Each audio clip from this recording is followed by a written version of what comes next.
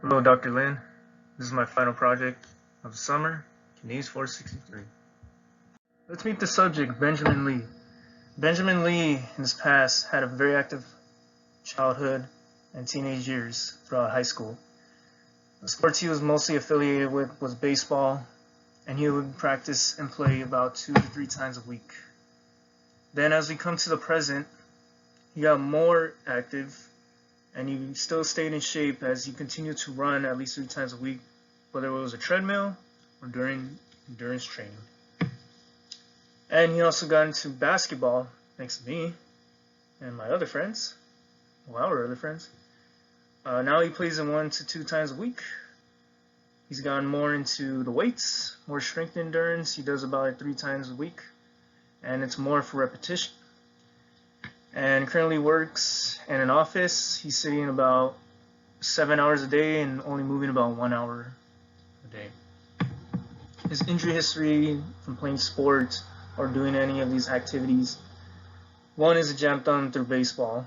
He let it heal on its own and used very regular to heal it by using ice packs, doing the whole rice method. Same with the sprain inversion right ankle sprain. Ice packs and using other remedies such as Tiger Balm or other Asian ointments. And his most recent injury is a plantar fasciitis due to his improper shoe wear and flat feet, not wearing the proper insoles. And the way he would solve this problem is by either massaging or rolling on the plantar fascia. And because of his job, he gets lower back pain due to tightness and discomfort from sitting down for a few hours. As we continue on, I wasn't able to get Ben to do the regular squat, but I had his heels up and I put his feet on top of some weight plates. As you notice during the movements, you can tell that there is a tightness of the hamstrings. If I go slowly, right here, if I pause, there is some lordotic, hyperlordotic movement within the lumbar spine.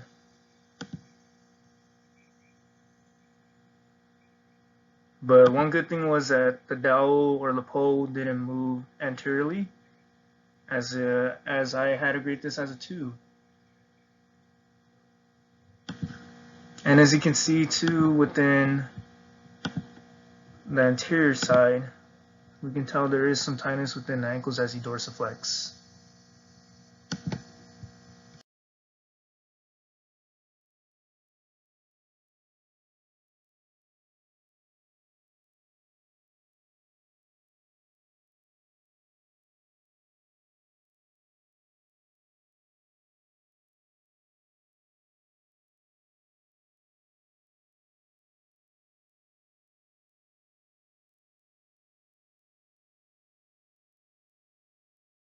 The next exercise is a hurdle step.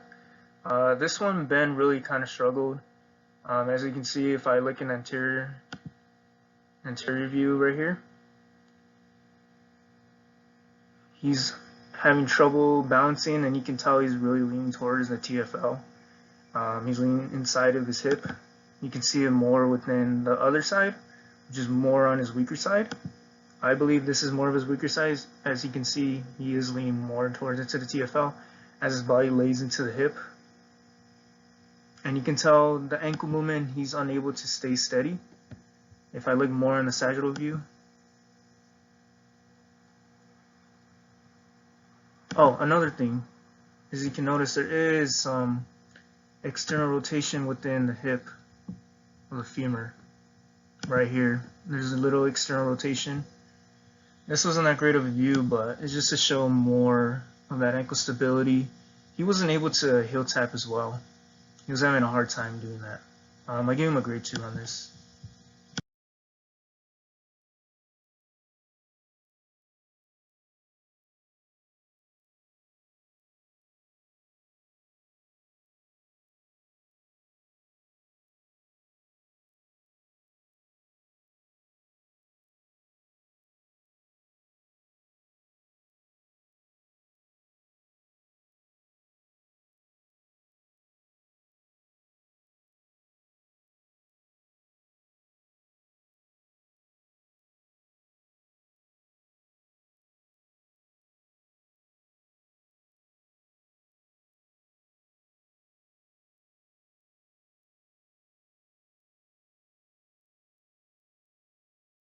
On to the next movement, the inline lunge.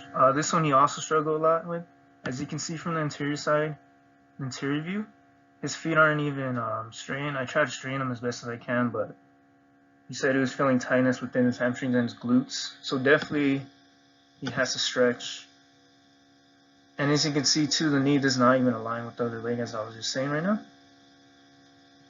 And we can tell from all these other views, at least there's not as much lordotic movement. He's able to keep his back straight without moving it down forward. The one thing I really noticed is his really weak ankles. It's probably due to the right inversion ankle sprain, especially that right side. You can tell it's really weak. Here we see the shoulder mobility evaluation. I noticed his left side was more tighter than compared to his right side. As you can see, the right side can get closer, the hands get closer. It's about 1.5 hand length. But that left side is mostly due to shoulder tightness within the area of the deltoid and a little bit of the latissimus dorsi. And that's probably due from at work either leaning on one more dominant side, or when he sleeps he mostly lays on his left side, so putting a lot of stress on that shoulder joint. As you can see here in the active straight leg raise FMS movement, we can tell that that right leg there is tightness. As you can see, the heel just barely is about to pass the pole. I had him do a couple repetitions just to see, but there's definitely tightness within the hamstrings, within the whole leg, I would say. It goes to show how important it is to stretch. Another thing I noticed too is on the sagittal side is his other leg tends to move up. He's not able to, even though he keeps it neutral, it still moves up. It doesn't stay down. So again, that goes due to the tightness of the hamstrings and even the glutes. Let's look more on the anterior side. As you can see right here, the knee lifts up just a bit. We want that knee to stay down, stay planted into the ground. See, it lifts right there. If we rewind it a little bit,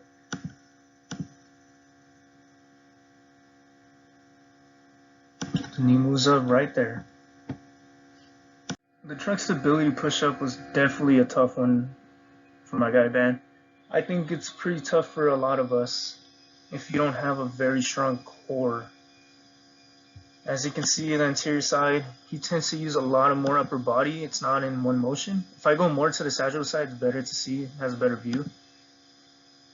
If I stop right there, he uses more upper body. And it's not in one motion. At least, I believe it's not in one motion. But there's definitely a weak core. Doesn't move in one motion. And he tends to just use the upper body more. As you can see right here, he uses more upper body. And if we look more on the sagittal side, there is a very slight lordotic movement within the lumbar right here. There's a little curvature. And I gave him a grade 2 on that. Tried his best, I'm glad about that. The Rory stability wasn't too bad. He just couldn't really dorsiflex his ankles because he has some pretty tight ankles. If we look more on the sagittal side, we definitely could see a lordotic curvature, lordotic movement within the lumbar right here. You see a little curve.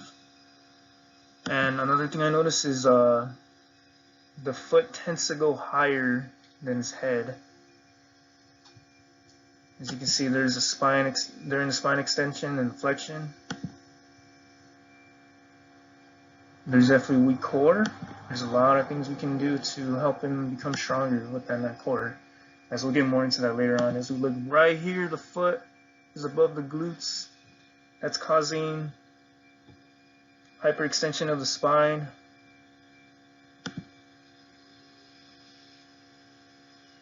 And you can tell the core right here, if I rewind it just a little bit, when he opens up, you can tell he's kind of shaking. There's no stability. There's better stability on that side compared to his left side. If I just rewind it one more time. Sorry about that. Right there, he's shaking right there. I give him a grade 2 on this.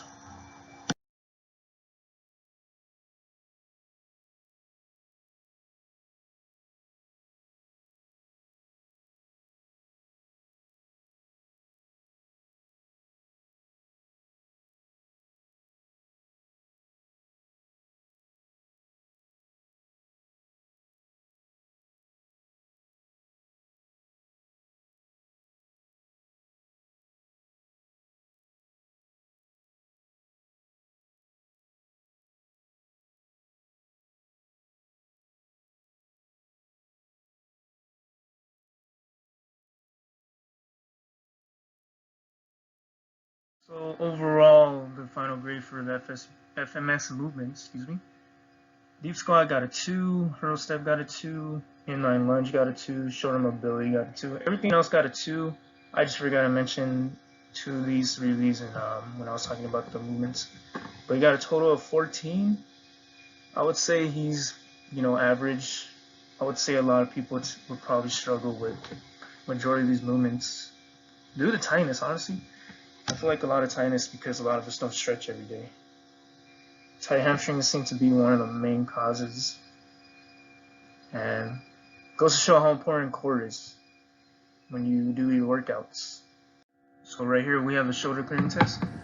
Ben experienced no pain within this movement, even though, as I said in the shoulder mobility test, he did have tightness in that left shoulder, but still he experienced no pain within this test, which is really good.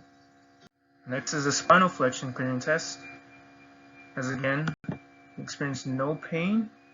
He was kind of having trouble in trying to do his movement, as I did try to show him, but he tried his best, and he experienced no pain within the spine, which is really good. Let's play one more time. Very quick. The last clearing test is a spinal extension. Again, Ben's experienced no. Excuse me.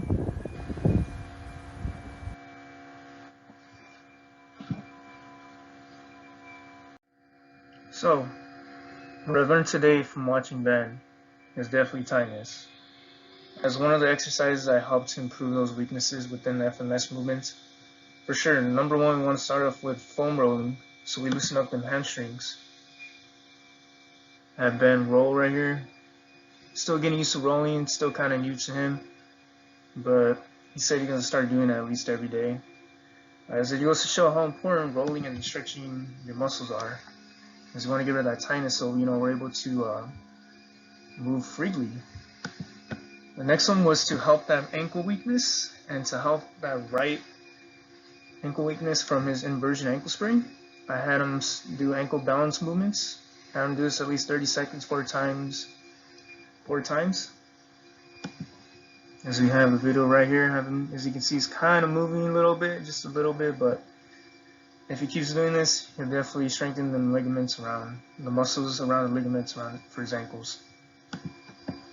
And then just to make it a little bit more challenging for him, this is a really great ankle workout. I think a lot of people should use the Bosu ball and use it for ankle stability. I use it for basketball because I tend to sprain my own ankle. And the times I have actually sprained my ankle, it doesn't actually swell up as much as the next day. So I have Ben do the Bosu ball, and it is kind of tough at first, but the more practice, the more improve. As you can see, he almost fell right there, but he's holding his balance. Have him do that about 15 to 20 seconds. I'd say about 4 reps, but this is a really great workout to help your ankles. As I previously said in the movements that Ben was doing, he had pretty weak core strength, and I really want to improve that for my boy. So I had him start off with something very simple, and it's not simple for a lot of people, but this is just a regular plank just to increase the core strength, do isometric workouts to tighten it. And I had him do it about 4 sets, 30 seconds each. And then as he gets better and more comfortable, we'll increase the time. Maybe bring down the repetition. So here's a video of him holding down just a few seconds just to show you doing a regular plank. And then I think this is a great workout for not only just the core, but also for your shoulder and to keep that stiffness of your spine, to keep it straight. Plank. Do that about 30 seconds. It's a great workout for your core and your shoulders. The next was to help those weak glutes, weak hamstrings, specifically the glute medius and glute maximus. I really think hip bridges are really great to help. As you can see, I had them do first just a regular one. So I have them do about 10 to 12 reps, about 4 sets to increase muscular strength. As we have a video right here to show them.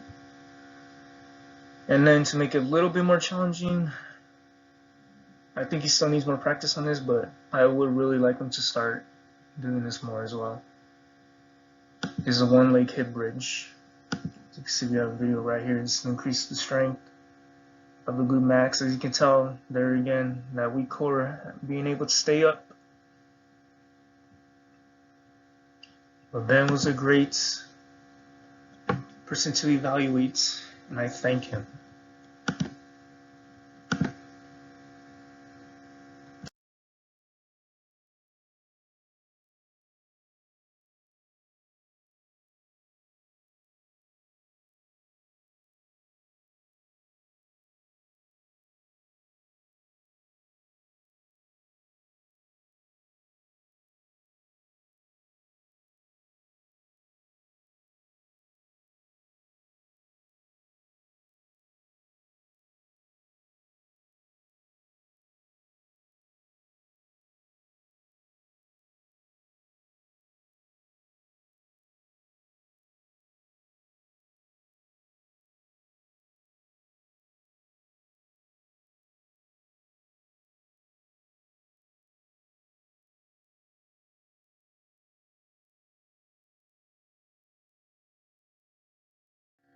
I'd just like to say thank you, Professor Scott Lynn. I tried my best on this project, I really did. Hope you enjoy my presentation and have a great summer. Thank you for attending.